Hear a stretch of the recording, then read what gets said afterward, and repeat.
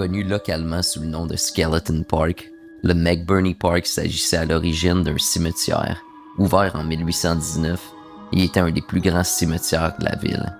Il s'est rapidement rempli à mesure que la mort et des épidémies de choléra et de typhus sévissaient dans le Nouveau Monde.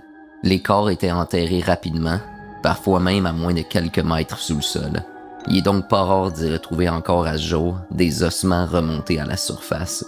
On raconte même que dans les années 1950, les garçons du quartier avaient commencé à déterrer des crânes dans le parc et à les fixer sur leur vélo.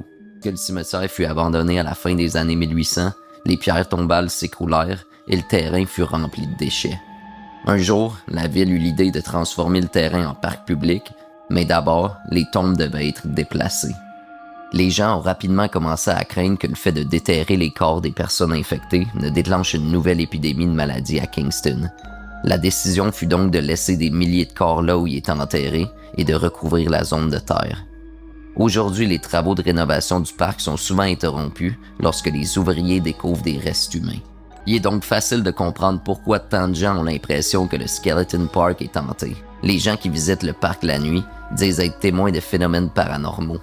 Des cris et des voix désincarnées peuvent être entendus à travers les arbres. On dit également que les maisons bordant le parc connaissent beaucoup d'activités paranormales.